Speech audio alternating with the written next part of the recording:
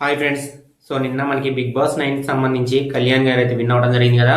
So బేసిక్గా చాలా మంది అయితే హ్యాపీగానే ఉన్నారండి. సో ముఖ్యంగా చెప్పుకోవాలి అంటే కనుక ఒక ఆర్మీ నుంచి వచ్చి సో కళ్యాణ్ గారు అయితే విన్ అవడం నిజంగా చాలా అంటే చాలా హ్యాపీగా ఉంది.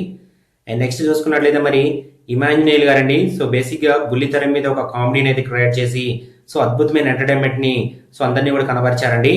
అలాంటిది మనకి బిగ్ బాస్ 9 లో కూడా ఇమాన్యుయేల్ గారు అయితే చాలా అంటే చాలా అద్భుతమైన టాస్క్లు కానీ లేకపోతే ఎంటర్టైన్మెంట్ కానీ ఇవన్నీ కూడా అద్భుతంగా అయితే చేశారనమాట.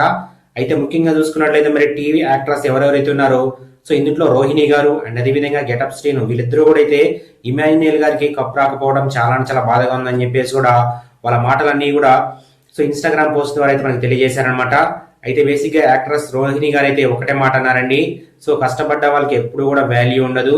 సో ఎంటర్టైన్మెంట్ విభాగంలో మాత్రమే చూస్తారు తప్ప సో దానికి తగ్గట్టు ఫలితం కూడా ఉండదని చెప్పేసి రోహిణి గారు అయితే పోస్ట్ చేయడం జరిగిందన్నమాట. సో నిజంగా సో ఇమాన్యుయేల్ గారు ఇచ్చిన ఎంటర్టైన్మెంట్ అనేది చాలా చాలా అద్భుతమైన ఎంటర్టైన్మెంట్ అనమాట.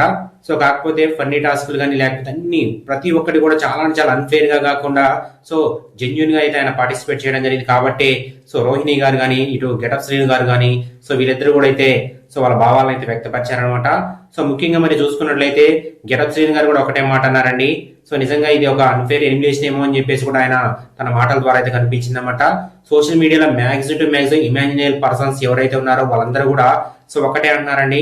సో ఇది ఒక అన్ఫేర్ ఎలిమినేషన్ అని చెప్పేసి కూడా వాళ్ళు అంతే అంటున్నారు అనమాట.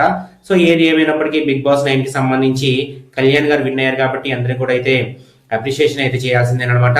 సో కాబట్టి దీనిపై మీ ఒపీనియన్ ఏంటి అనేది కింద కామెంట్స్ చేయండి ఫ్రెండ్స్. నాకు తెలిసి అయితే సో ఇమాన్యుయేల్ గారికి అయితే వస్తుందని చెప్పేసి నేనైతే అనుకున్నాను అనమాట. సో కాకపోతే రాలేదు కాబట్టి కొంచెం డిసప్పాయింట్మెంట్ అయితే ఉందన్నమాట. సో మరి మీరు ఎవరికి వస్తుందని ఎక్స్పెక్ట్ చేశారో అనేది కామెంట్స్ చేయండి ఫ్రెండ్స్. సో ఇది మ్యాటర్. జై హింద్.